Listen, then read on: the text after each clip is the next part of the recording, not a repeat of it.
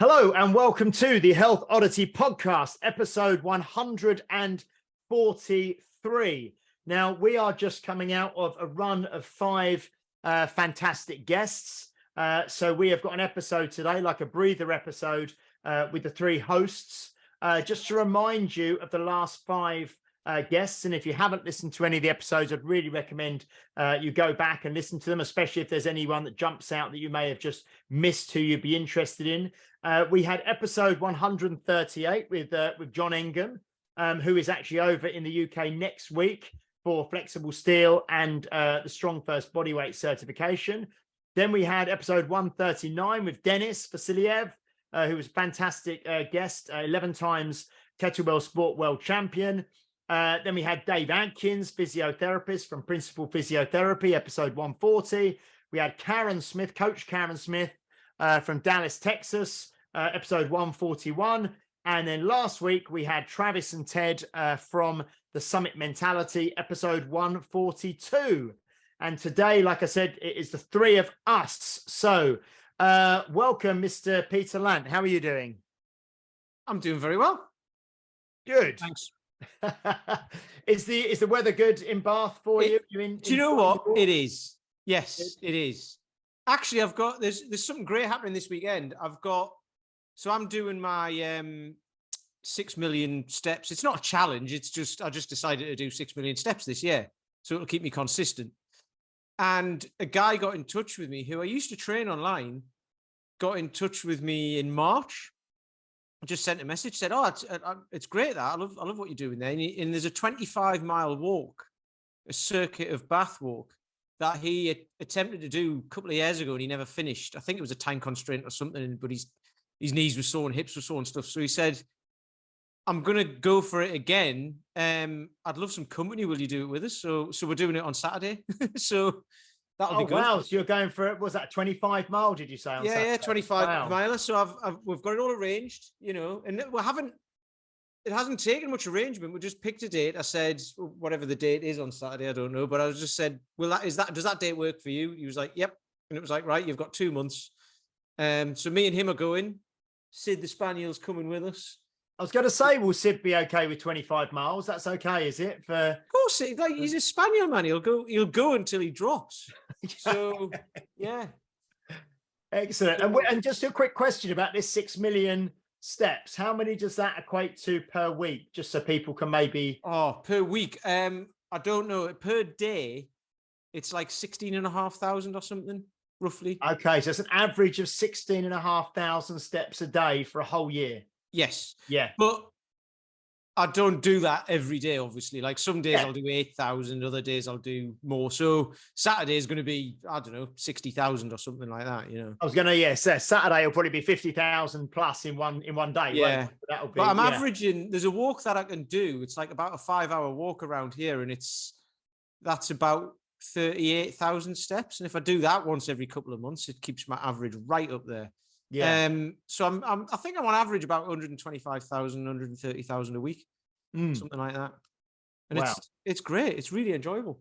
Yeah, that's fantastic. And that is, like you say, that consistency for having to keep that going, all year round, through the seasons, through the different weathers. That's going to be that's really, really good. That's a great idea. That's fantastic. Mr. Paul Bassett, how are you doing? In immortal words of Brian from Space, pain, anger, misery, all those things, all experiencing in my own training. But yeah, I'm good. I'm good apart from that. Yeah, I've got talking of our previous guest, Dennis has got me doing 10 minutes of snatches tomorrow, which is going to be fun. I can see that he's put in the plan 10 minutes of jerks next week. So all those emotions, all that fear and trepidation. Is that multiple hand switch tomorrow for 10 minutes, or have you got to try a single hand switch? Yeah, one hand switch. Yeah. So it's one of those things. You've got to do it. So he's kind of like getting used to the 10 minutes. We don't do 10 minutes that often, but it's kind of trying to take the fear and the anticipation out of it. Otherwise, you always just thinking, God, 10 minutes. God, I've got to psych yourself up. And if you just make it a regular thing, it's a bit less intimidating. But I still don't really look forward to it because you kind of it never lands on a day where you're full of energy. You just kind of have to muscle through it. So I've got that plan tomorrow. Yeah, I know Lauren Emery at the gym has been doing obviously stuff with Finn, and she was doing, I think it was the other week, she had to do a 10-minute one arm long cycle with one hand switch, single arm long cycle with one hand switch for 10 minutes. Yeah. Which she came into the gym, she did about 8.5 minutes and then couldn't continue, and then went home and did 10 minutes within the hour. I think it was something ridiculous because she was so frustrated with herself. She went home, and within about an hour later, she did 10 minutes, which was, and she completed the 10 minutes. So I've done that, not necessarily in the same day though. Yeah. Next day when you just kind of like, you get super frustrated with yourself because it's on the plan, you got to do it. And it just, whatever on the day, your just mind's not in it, and you feel like you let yourself down. Yeah. Oh well. Let yourself down, let the family down. Okay.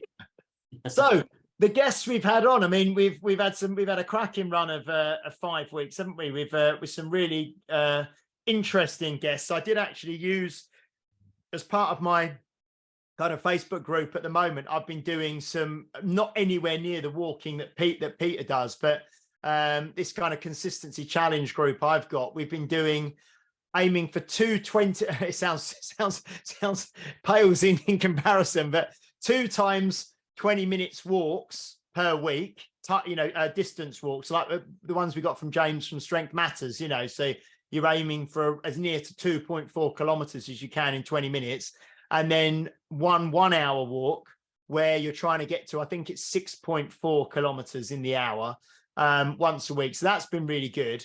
And I kind of, I was thinking about, I mentioned in the group about Dennis talking to us the other day on the podcast. And I said, it really struck a chord with me. I think it got to the Sunday evening and I hadn't done my 1 hour walk. And I needed to, because I committed to doing it. So I went out on the Sunday evening to do it. But we've all been there, I'm sure, where you really didn't want to do it, but you said you would, and you needed to do it. So you go out and do it. And it was stuck in my mind that the thing that Dennis was saying, where if you're going to commit to something, make sure you do it, and you do it to the best of your ability, and you see it through to the end, And if you're not going to commit to doing that, then don't commit, don't say you will, it's kind of like, do what you say you're going to do. If you commit to it, then you commit to it. And that was a really, really powerful take home from me. Because he says you'll think twice before committing to something, won't you? If you're the kind of person that does what you say, then you'll think twice about making a commitment to it. You'll be a lot more selective about what you say yes to and what you say no to, definitely. So, I mean, with you guys, has there been anything in the last, we were having a little bit of a chat, weren't we, before we came on and started recording about a few things that have been going on for us. But what is any of the recent podcasts kind of resonated particularly with you guys, or have you, what's been going on with your coaching, or, anything like that you want to share with us at the moment? Pete? Silent. All right, okay. Or Paul, you were talking about a thing you sent out, weren't you, to your members about the training calendar and the year and that sort of thing. The summer, as we mentioned, is kind of here, isn't it? Well, kind of. It's dipping his toe in the water, as it were. But I think it's quite easy to start chunking your year up into times when you don't train. And as we all know, I mean, you were mentioning, James, you've got a very consistent kind of client base who maybe it's the time of life where they're very consistent with the training all year round. And probably like 85% of my clients are in that category, but there is always a percentage of people who just really struggle to build the momentum more than a couple of weeks to months. And there's something that stops it. And typically summer's another reason, because it starts to get warm. Particularly we've had a pretty miserable winter where it's just been wet and cold. The opportunity to sit in beer gardens, have nice relaxing meals outside and go for walks.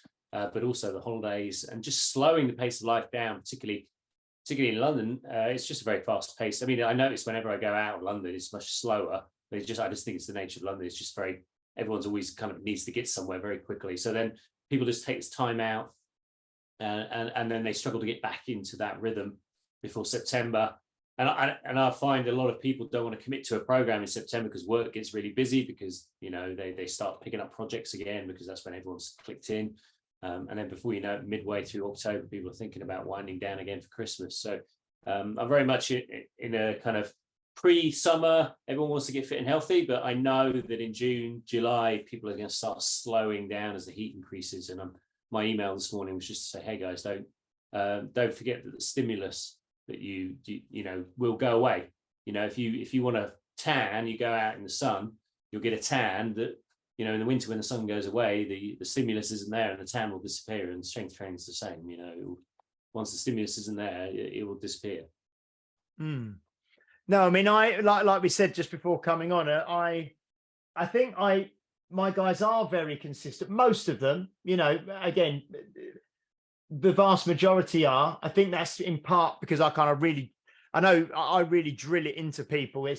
People probably get sick of me talking about it. I'm constantly doing videos and putting things in the groups and things about it. But I think that's why it's so important, isn't it? I did do a video where I spoke to people about it, similar in tone, I think, to what you were saying, but it just kind of hit home with these 3 bank holidays we've had in May, and then with all these events that go on. So I've got certain members who, everyone, obviously, even if you just, without really thinking about it too much, if you look at the calendar of the year, you have Christmas, the New Year, and then the next thing is probably like Valentine's Day, and then it's kind of Easter, and then you've got these bank holidays in May, and then, like you say, it's coming up to summer. But you've always, all the way through the year, you've got Mother's Day, you've got Father's Day, you've got birthdays, you've got anniversaries, and then some people kind of seem to latch onto these calendar events and just go all out, and just kind of the wheels fall off almost. And I think, Pete, you were talking about something about sort of knowing yourself, weren't you, before we came on, and I suppose just being a steady ship in the storm. I know it's a bit of a cliche, but if you know yourself and you know the direction you're moving in, it's far easier to be a bit more robust. When, I mean, you get people who, there's christenings. I mean, I joked the other day, I kind of did the video, I said, christenings, weddings, bar mitzvahs, whatever, anytime anything happens, it's just like, an excuse to get drunk and indulge for a whole weekend. And if people are doing that, it makes it so much more difficult. And they're stop and start training all the year. They're not going to get any results without consistency. I mean, what do you find, Pete, yourself with your guys? Yeah, my guys are majority are okay. There's a couple who are quite flaky, but it just is what it is. There always is going to be in a group. But something you said there about, all of the things in the year that go on, and I noticed this in myself and in the people I train, and it was mentioned to me in a group I'm part of as well, where I've got coaches within that group. So I've got a like Paul as my strength coach, but I've also got kind of a mindset business type, well, a few of them in the same group. And one of them, Carrie, was saying when it gets to springtime in April, everyone feels a bit like everyone feels a bit lost because there's a change in season. You're coming out of winter, you're coming in towards summer, everything starts to flourish, and people start to people's calendars change as well, because the nights are longer, lighter nights. So therefore you can do more in the evening. So it's like, well, I used to train in the evening, but if it's going to be light, I might as well be out doing something, then the beer gardens become places to go. So there's nothing wrong with changing your schedule around. Starting work a bit earlier or whatever you can do. Because I think people look for a program that fits their life, but they want it to be the same all the way through. And it's like, no, because life shifts and life has seasons, and you have seasons over years, you have seasons over the year, so it changes all the time of what you're going to be able to do. And keeping consistent throughout that is really hard if you don't know yourself, and if you don't know that when those times change and when the nights do get lighter, I'm going to go to the beer garden. I'm going to sack off exercise and go to the beer garden, but you might not even know you're going to do that. You might think you're not going to do that, but subconsciously you're going to do it because you always have. So, and that used to be me. I used to do that all the time. So I see that in different times of year. But fortunately, most of my guys have got kids, but they're not as young as maybe the guys who Paul trains have got. I don't know. And I know you maybe train people who are a bit older and the kids will have grown up and moved away, but mine have all got kids who are kind of self-sufficient now. So there's not as much childcare going on. So they can actually show up. And then in summer, when it comes to that time, I have a couple of weeks off anyway, and inevitably it's when they're all going away. So it all kind of fits in together. Yeah. So I think it's interesting, isn't it? When you have, I mean, obviously in the course of the year, I didn't even mention holidays, because that's the other big one. Obviously, a lot of my guys now are at a stage where, like you say, their children are, probably adult and working, either university kind of age or adult, and they're maybe married and got their own children. So the members have got a lot more freedom. So lots of my guys will be going on holiday, multiple times throughout the year, for a week or 2 weeks at a time. So if you factor in that as well, if when you go on holiday, you totally let loose, similar to the conversation we had about a month ago, which was, time in control versus time out of control. If every one of these events and every one of these occasions and every time you go on holiday, you're out of control, over the course of 12 months, we were speaking about consistency in terms of your walking. If there's no consistency in terms of, diet and alcohol and exercise and walking, and, you're almost fighting a losing battle, and you're almost just trying to stem the tide from damage limitation almost all year round, It's almost like doing nothing is almost like a reward. I remember when I told it to clients over and over again that I used to smoke, and it was a reward for whatever scenario I cooked up, which was, sad, happy, grumpy, all the 7 dwarfs. There was a reason why I needed to have a cigarette, and exercise for many people, because they've never really been active, and it's always been a struggle because it's hard, isn't it? And if it's not your main thing, it's not the thing you do, and you don't have that kind of skill acquisition mindset, it can often be something that you have to do because you want to lose weight, you want to be fitter and healthier.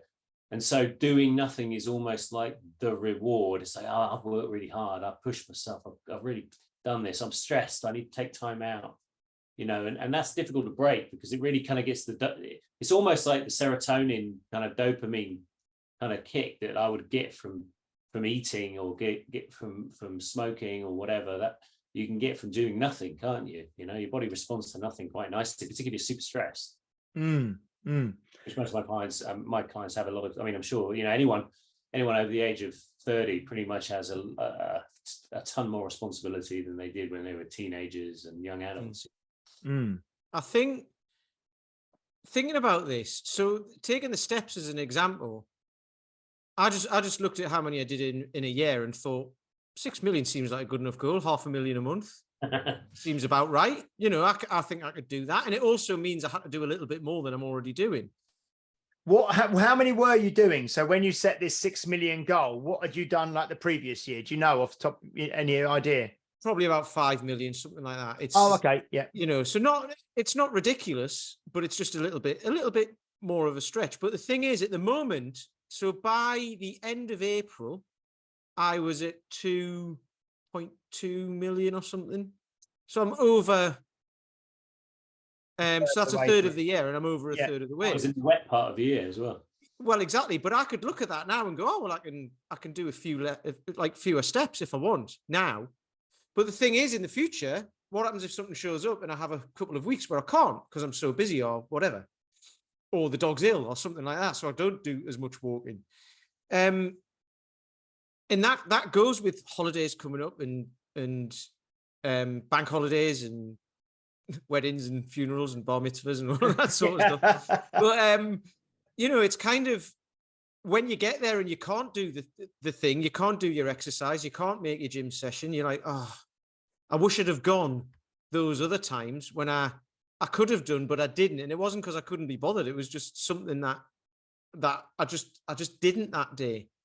And that goes with knowing yourself again, is just, are you the type of person who does that? And if you are, how do you change that? How do you become the type of person who says, do you know what? I need to fit this into my day today because tomorrow I'm busy. And I think it's scheduling as well, because I get a lot of people who, on a Sunday night, there's a link I've got to my calendar and everybody books in their sessions for the week. By Monday morning, there'll be always one person, not the same person, always one, possibly two, who've already changed their sessions that week from Sunday night to Monday morning. It's like, what's happened there to change your week all of a sudden? Or even the Monday, what's happened from Sunday night into Monday to change your day? And a lot of people, it's because someone's slotted a meeting in at work or something like that, and it's like, so they're not even in charge of their own calendar. So if that's happening, you're just leaving everything open to chance. So it's kind of scheduling time to set aside for yourself and making sure that you protect that time. Because if it's an hour a couple of times a week, that's still not very much. And if you can't schedule that time for yourself, everything's going to be hard, because you're giving yourself away to everybody else.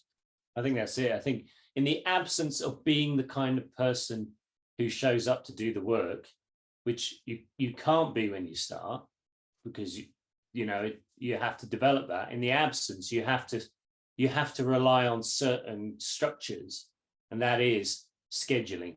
I think that's it. It's scheduling, and then you just have to make a decision.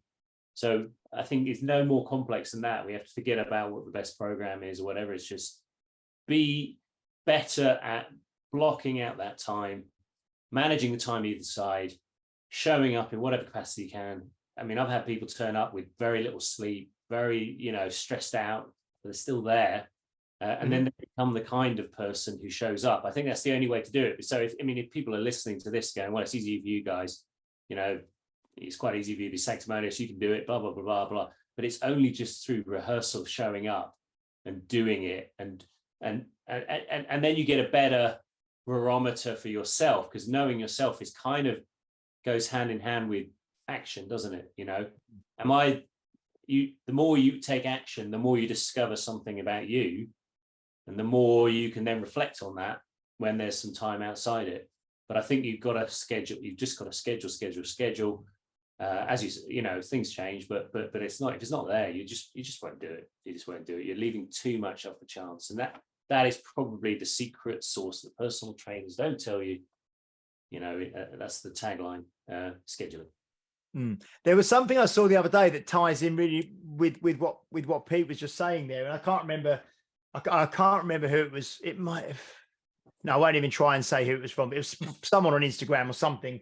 I don't want to misquote it to someone who it wasn't. But it was something along the lines of, for every session that you do when you don't really want to do it, but there's no real reason not to. These kind of sessions where you just think, I'll just miss this one, but there's not really any reason. You just don't quite fancy it. For every session like that you do, it buys you a session in the future when you might really need a day off, through something genuinely has happened which makes it difficult to train, or maybe you're slightly injured or you're unwell or something.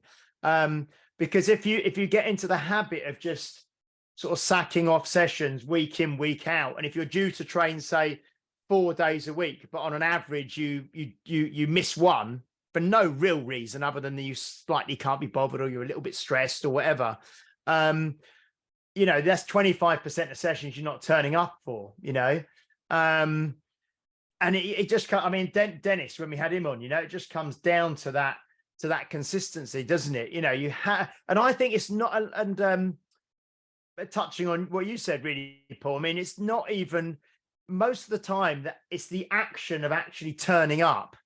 And if you turn up and have a 50 to 60% session, rather than not turning up, you turn up and you do that 50 to 60%, what's that? You might have a good one. Yeah, and it's always the way. I became acutely aware of this, sort of like, I think it was yesterday morning, or very often I wake up, and if I have to say wait, a couple of times recently I've woke up at like 4 a.m. to just like go to toilet or something, and then to go back to bed. And you said about training, you kind of in your mind, what you're going to be training that day, and you almost slightly dread it. So I wake up and I'm going to the toilet, and at 4 a.m. I think, oh, I don't feel like training today, and I'm going to go back to bed for an hour, and I might not be training for 6 hours, but I really don't feel like doing that today. But as soon as sometimes I'll pick the easiest exercise that I've got scheduled in for that day, something that I know I can do and it's not going to stress me out, and I'll do that and I'll feel better, and then I can think, actually, I'm going to give the next one a go. And maybe I've got 5 sets scheduled, but I'll just do the first 2 sets and see how I feel. Yeah. And you do the first 2 sets, and you think, actually, I can do another set now. And it's just getting that ball rolling, isn't it? It's just doing something, That's why I push a sled before I just do 5 minutes of sled pushes, because I don't have to think. I have no skill in that. And, I don't put brutally heavy weight on there. I just push it and pull it, push it and pull it. And it just gets me moving, without having to just psych myself out of whatever the workout is, Yeah, and it's that the old Tony Robbins thing, motion creates emotion, or change your physiology and you change your mind, If you just start moving and you gather momentum, you're going to feel better, and then you'll feel more like doing it. If you're sat on the sofa, really comfy, like watching TV, it's very hard to generate the will and the enthusiasm to get up and to do something, isn't it? Pete, so, yeah. Pete, you train everyone outside, and you've got your thingy of kettlebells. You've got. Do people pull the trolley that you have? Do you use that? No, that's changed since COVID. They bring their own.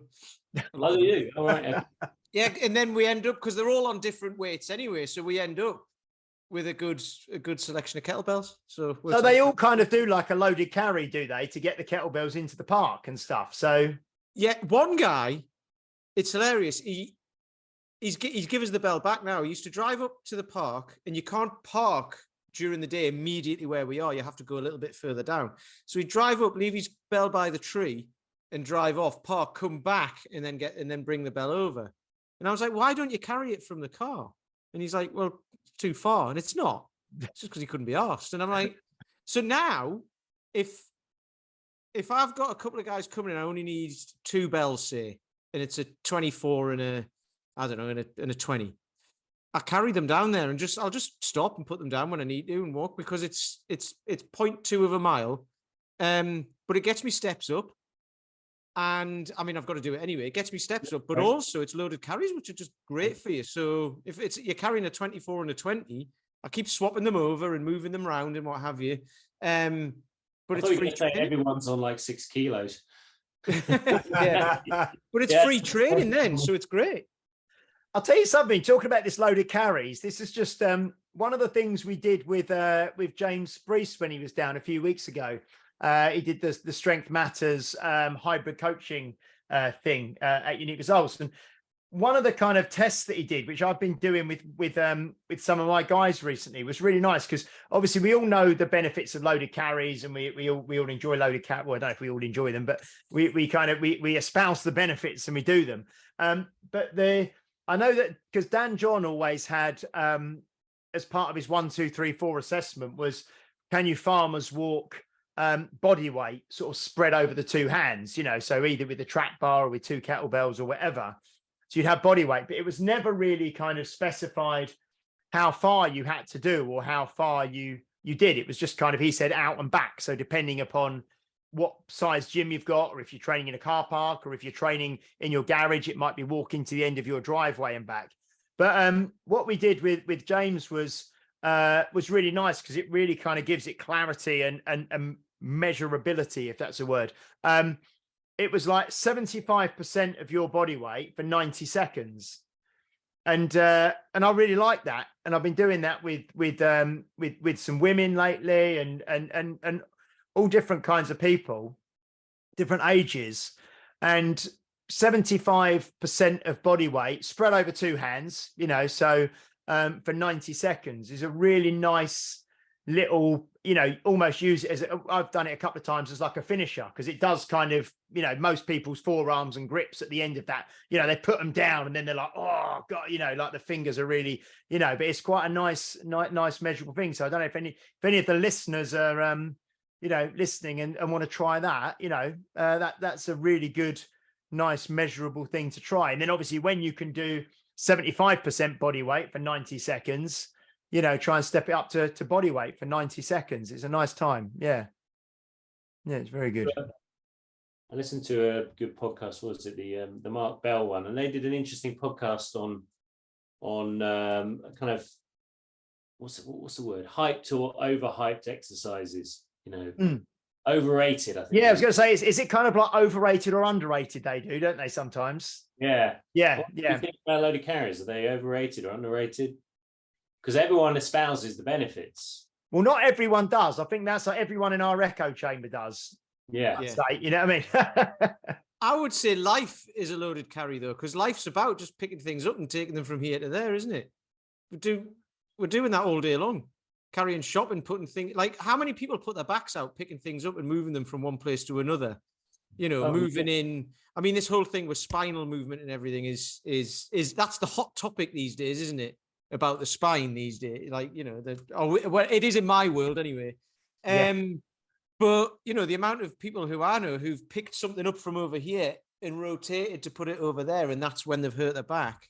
One of the guys who I trained, the guy who dislocated his shoulder and it was popping out when he was opening his fridge, and I'm assuming, and this is a normal fridge, not like a walk-in fridge or something like that. An industrial walk-in, yeah. But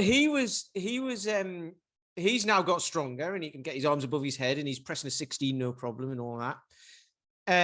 He's got a mate who he said just went to pick his bag up and he's ruptured a disc in his back, herniated a disc, whatever he's done to it. Anyway, he's hurt his back, and it's a disc problem. And that was just picking up his work bag because he sits around all day. So it's like you said. I think it's a good exercise. I listened to the one that the podcast we did the other day with Dave Adkins. I listened to that back, and that's like you said something in that podcast where I think it was more about tendon pain, yes. Where you'd said, what have I done in the gym that day to cause this? And it was like, well, it's not what you've done that day. It's what you've been doing for the last months or years. And that's the straw that broke the camel's back, you know, literally in what you're saying now. You know, it's kind of like, it's that, you know, years and years of bad posture and weakness and not training, isn't it? And it's also what Dave said in that. He said he sees people who do too little or too much. Yeah. Never in between. Yeah. Well, that is another thing that inspired me, actually, what Dave said when he said, that really sat with me. And that I thought that really makes a lot of sense. So I did another, it was either a video or a post. So I've got an issue. I don't know if any of you, I don't think you guys do, because you have a set number of sessions, I think, that people can do each week. But we've got like, say 40 sessions on a week, and people can kind of do as much as they want in various things almost. And I've probably got 25% of people out of my, say 150 people, 25% of people probably aren't doing quite enough to get where they want to get. You know, they might turn up once or twice a week, and they may be the kind of person who has this kind of, you know, bank holiday mindset of just, you know, let it all hang out. And, you know, so they're not really doing enough in any way to make a difference.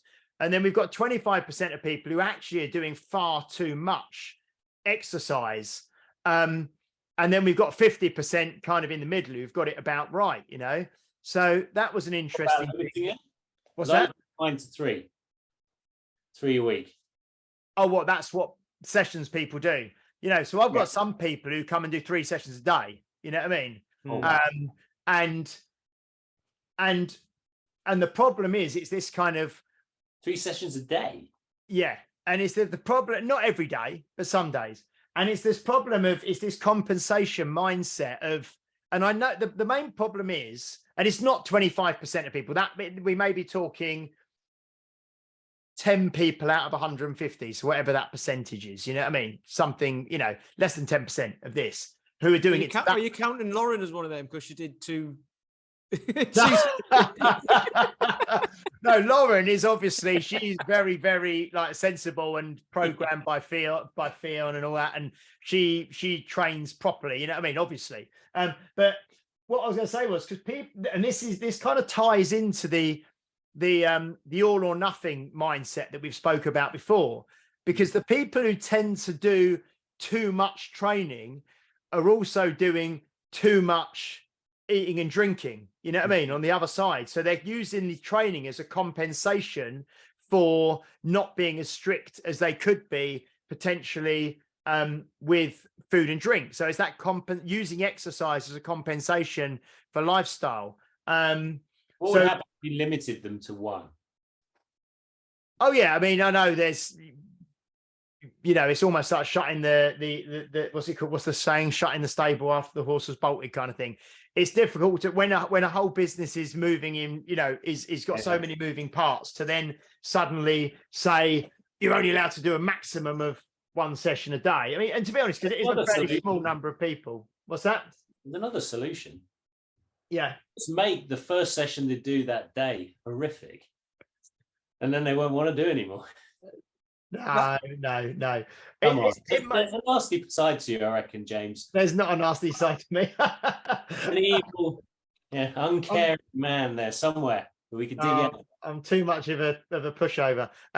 But that's kind of, but that's the issue. You see, it's and people, we've spoke about this before, haven't we? Like you mentioned, Pete, you're within yourself. You know, the running mindset of I'm eating too much and drinking too much. You know, I mean, years ago, you know, when you first decided to get in shape. Yeah. I'm eating too much and drinking too much. I'm just going to run another 5 miles today. You know what I mean? But then the problem is you can just keep adding. And I started calling it junk training. You know, you can just keep adding junk training and junk sessions in to try and outdo what you're doing at the other end, when really getting a better handle on the lifestyle practices will stop you needing to. And I think, I mean, you guys, you know, you Pete, obviously you train with Paul McElroy. Paul, you obviously, you know, Dennis programs for you now. I don't want to do any more training than I'm doing. You know what I mean? I couldn't suddenly say, I'm going to add in an extra 5K run and an extra spinning class today. You know, it's not, my training is more than enough. And then I want to just try and recover from that and get stronger and eat and rebuild and rest, so that then when I train again, like tomorrow or the day after, I feel like I'm getting stronger. You know, but I suppose that's the difference, I suppose, between exercising and training, which we've touched on before as well. But this is where it can be, I was going to say, this is where people can get it so wrong. And I don't mean that in a horrible way. I mean, just thinking, doing more is better.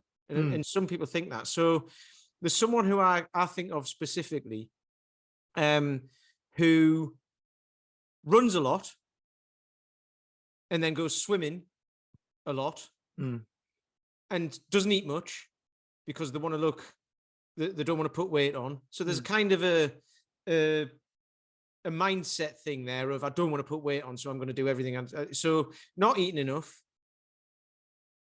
running a lot, swimming a lot, and did that. I was told did that in one day. Went for a run in the morning, I think, went for a swim at lunchtime or something. And then this person's got a daughter who's a physio, and our daughter is doing a half marathon, I think, in a couple of weeks. So she was like, should we do a kettlebell session this evening? So she's got some kettlebells at home, and they did that. And she hurt her back, this lady. So that's 3 sessions in the day, isn't it? And I'm like, eating properly. Yeah. It's like, and I was like, I'm not surprised, because your body's screaming out for rest. It's screaming out for recovery, because she's in her 50s as well, you know? So it's like, that is a lot. It's a hell of a lot. But then people can't understand why they feel rubbish all the time. And it's like, well, because your body needs to rest and recover. And that doesn't mean sitting down on the sofa. My rest and recovery is walking. It's a walk. That's why I've added it more into my day, because it helps me mentally because I'm out and about and I watch him running about and I see that his life, if I had to change life with anything in this world, it would be him. Because he's like, honestly, he's got the best life in the world. But yeah, so it's that kind of, seeing people get into that mindset, it's really hard to then get out of, because it's like, well, what do I do? Because it's almost like chasing a result rather than just letting it happen. And I don't have a go at people. I'm not trying to like embarrass people or shame people or be nasty or be angry or be whatever with people. But it's just, I know that I've seen it so many times over the years of the way people go into things, and it's not, something will give, it's like you say, an injury will happen, or just they'll stop making progress and they'll get despondent, I think if you dissected all our programs, so we're all on 3 different programs. Yeah. I've trained 5 days a week. I think, James, you've trained 6 days a week. I've trained 3 times a week. Some of my clients train twice a week, for example. You can train as many times as you want. You can train multiple times a day. Yes, you can, of course, if you can recover from it. And if there's some thought behind it. I'm sure, when you're training for a triathlon or an Ironman, you kind of have to do multiple training sessions, but they can't just be random. They can't just be hell for leather, see how it goes. I'm feeling good today. Let's show up and boss it. You've just got to stick to the plan. And I know, James, when you're doing, I've only done 6 days a week once, and I couldn't fit it into my schedule. But I'm sure, when you're doing those 6 day a week training program, that, you're not really doubling up on any particular kind of workout on a particular, you're not doing like shoulders one day, shoulders the next day, shoulders day after. I was just struggling to fit it in. I mean, I was literally struggling to fit in 6 sessions a week, especially, with the amount, when you're strength training, with the amount of then time you need to be resting in between sets and exercises. And I just, now that I'm on 4 days a week at the moment, and it's far more manageable. I do 4 strength sessions a week, and I teach 2 spinning classes a week, and I walk. And that's it, that's enough. Yeah, more than enough. Yeah, I do 3, and they take about an hour and 15, hour and 20 if I'm being a bit slower. That usually maybe sometimes overruns with a bit of stretching. And then I'll run down to work on a Thursday like today. After this, I'll run down and get my run in where I can get the opportunity to. So each program's runs, but I sometimes can't do them on the same day as the training. And I'll do a run on a Sunday evening as well. And Pete, you're on 3 days a week, aren't you? That's a great thing. I'm actually on 5 days a week now, but because the program, I can't fit it into 3 days. There's one exercise. I've got one-legged push-up assisted, and I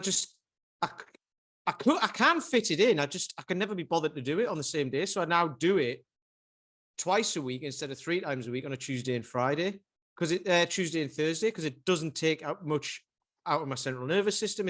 I find it easy, but I just don't want to injure myself by doing it when I'm tired. But this is a great example. So last week, I'd been away to the mountains, done a lot of walk. I did a long walk as well. I had to do 2 days in a row, Tuesday and Wednesday.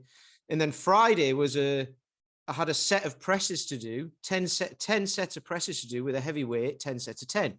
Heavy weight for me, which last time I did it, I missed the 10th set. So I did that. And then I had other stuff to do, which I didn't. I was like, I'm not doing it. And then I was going to do it the following day, and I didn't, because I was like, do you know what? I'm tired. I need a rest. So I just rested over the weekend. And I had a chat with Paul. And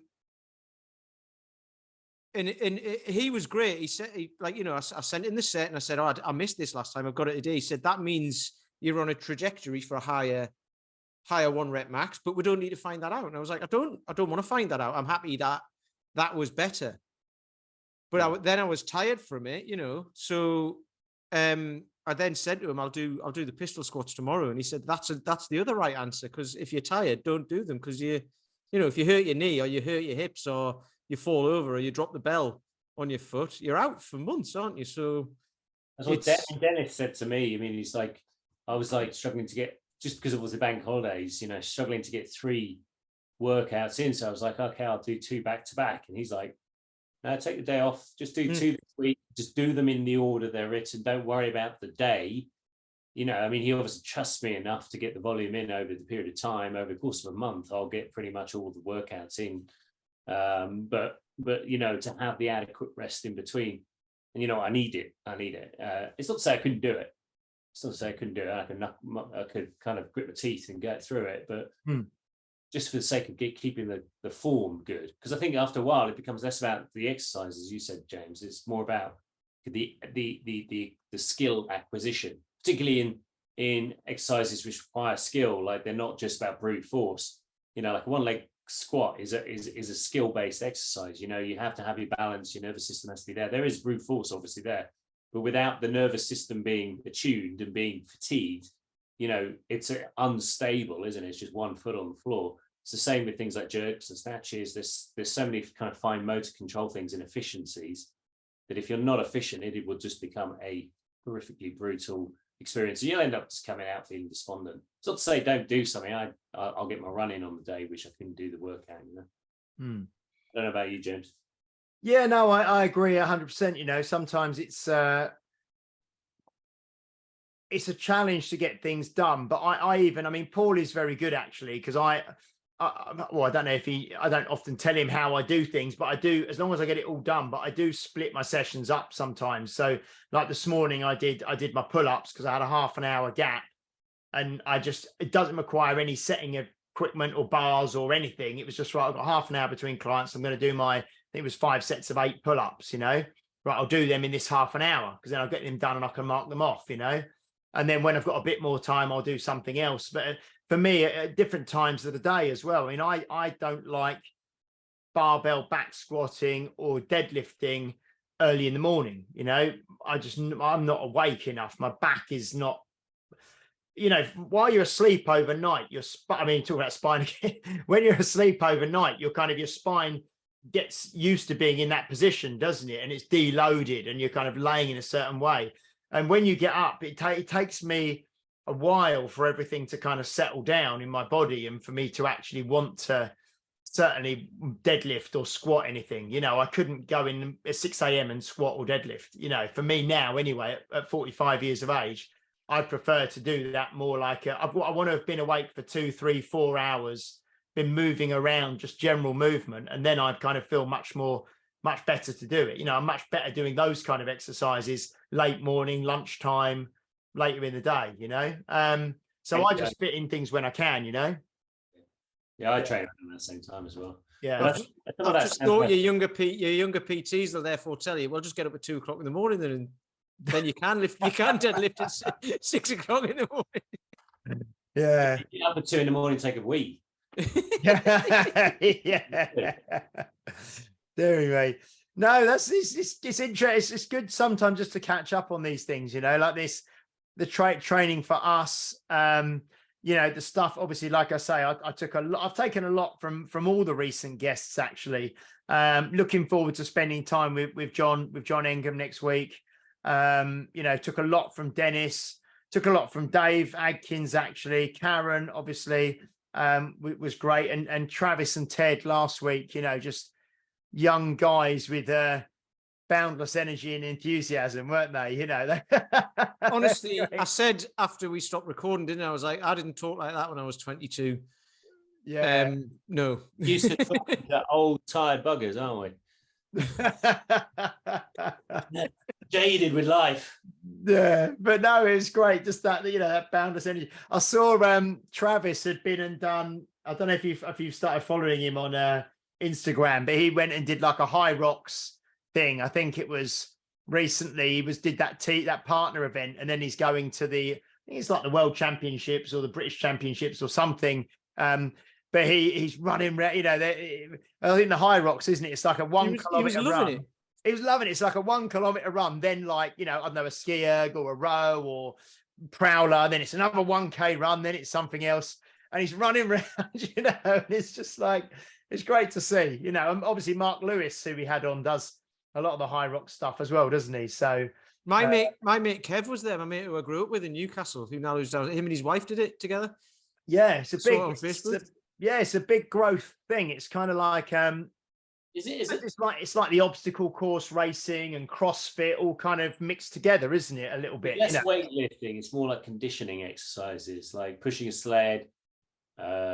You Yeah, it's lower skill, but it's low Throwing skill machine. based. Yeah, so it's kind of, yeah, it's more similar to the, like you say, the obstacle course racing mentality, I suppose, rather than CrossFit. You know, it's not weightlifting and stuff. They do like, you know, burpees and broad jumps and things like that, but it's a lot more, yeah, conditioning and fitness and, yeah, rather than strength. But no, it's kind of like a big, anything, no kettlebell work or anything. no, nothing like that. I think they do wall balls, you know what I mean? Like those sort of squats and ball up on the wall and catch and squat, and you know, they do things like that. But yeah, it's not a lot of, certainly no Olympic lifting or kettlebells and stuff like that. Yeah, Making me feel tired just listening to you two talk. yeah. I have to say I've got zero interest in doing it myself. Absolutely zero interest. But you know, as we always say, you know, kind of whatever floats your boat, you know, whatever you enjoy and whatever makes you want to get up and exercise and get off the couch is not a bad thing generally, you know. Yeah. Yeah, I was doing some videos on that today, and that's one of the things that I've got is make it your own. Because if you don't enjoy what you're doing, you're not going to. Well, you might stick to it, but you're going to hate it. And that's the whole thing with enjoy the process, isn't it? And if you can enjoy the process, it's the goals are inevitability. Yeah. What do you guys hate about your programs? I don't hate anything. I find certain things more challenging and harder, but then I know that it's like the old Dan John thing, isn't it? You know, where are your gaps and then work on your gaps. You know, like squatting is not something that I've ever done as much as I should have done, you know, barbell squatting, you know, so I find that very challenging and I don't enjoy that. But I don't hate it, because even with that, I can feel like I did a post, I think within my group it was, but I don't hate it as much as I used to, you know. Still don't like it, but I don't hate it as much as I used to, because you do anything you do consistently, you're going to get better at, aren't you? And you can sort of see that when you get better at it, you dislike it less and you feel happy to do it a bit more. So it's just sticking with something. It's being consistent and sticking with something long enough so that you start to see and feel improvements, and then you're more inclined to do it more, you know. But yeah, barbell back squatting, especially sets of 10, you know, I don't have to do more than no, I did some 12s actually, but yeah, higher rep back squatting I don't enjoy. But yeah, I've got 100 reps to do with back squat in the next week. It's not very heavy weights. I think 30 kilos. Oh, okay. Yeah, 100 reps. You just have to get used to it after a while. What, in one set have you got to do? Is it a really long set? Yeah. 5 minutes. So you've got a 5-minute timer. Yeah. I think Dennis does it with about 70 kilos because he basically does it with the equivalent of the weights he'll be using. Yeah. So, you know, so it's 20 reps a minute for 5 minutes. Yeah. Maybe 20 reps. Yeah, you don't want to have a heavy weight back for that. That's one every 3 seconds. Yeah. I'd struggle to do that with the bar, I think. With 20 kilos. I'd struggle to do that with just the bar, I think. We just get used to doing lots and lots of volume, you see. So, like, for example, at the moment, I'm doing, like, the GPP is back squats. And there's a variety of different programs he has that it cycles within a training cycle. But one of which is 100 reps with working up to 100 reps with back squat. And then the same with bench press as well. The bench press is more kind of narrow grip bench. And again, not very heavy, just, you know, like 20. But that's just that's dealing with like lactic acid, isn't it? And that's dealing with that volume. But yeah, it's like anything, you can train for it and you'll improve. It serves the goal, which is the sport, you know. Yeah. I like that Paul asked the question of what don't you like about your training? Because we'd ask him, what do you like? because in his head, you know what's going on in his head, right? Because we're not training for kettlebell sport. So we quite like what we do. And it's like, if you're training for kettlebell sport, it's all horrible. Yeah, that's the thing. The thing it's that you're fighting your own what do they call it? You're in a bitch, you know. You're just like the person who just says, this is going to be hard. Oh my god, you know, and I'm not up for this today. That's the main thing. Because yeah, I mean, you actually don't mind it when you finish it. You actually quite like it. But Yeah, you it's got like anything. It's like when you finish a marathon, you don't mind it. It feels you know, when you finish the crop, when you cross the finish line. Yeah. Then yeah, because I was training the other day and I put them. I was on my own in the gym and I had to do some back squats and I put some Rammstein up really loud and I was swearing at myself before the set. I was literally shouting. No one was in the gym because I just had to get through it, before I started the set, because I love that because, like, you're on here, you talk away, you're very measured. You explain things very well. You're in your cold tub doing videos to your guys and all of that. And then it's one of those things, like the things you don't see, or James slapping himself in the face and swearing at himself and listening to banging German thrash metal. I love that. That's brilliant. Because the week before I'd only got 5 reps on this weight, and I was meant to be 10. So I literally thought, well, I'm going to do it, and I was literally swearing and like psyching myself up to do it, and I did it because I knew that I could do it. I just wimped out. You know what I mean? Like it got to the stage where I don't want to do another one, so I rack it. You know what I mean? And I thought I can do it. But it's just pure mental. Just to try and do it. But I've got an online client who we all know, but I'll not say who it is. But she was doing an exercise and she failed it, and she sent me the video because, like, they send me videos, and she said, "Don't watch it with the sound on." So I did, and I had to cover Sid's ears. The language that, honestly, it was it was shocking. I'll not repeat it here. No. I've got a vision of you being the kind of personal trainer version of a straight edge punk. No drink, no drugs, but in the mosh pit, kicking off, beating your chest, doing windmills. Yeah. Who are you talking to, me or Pete? No, you, James. Okay. Do me. I haven't been in a mosh pit for a long while.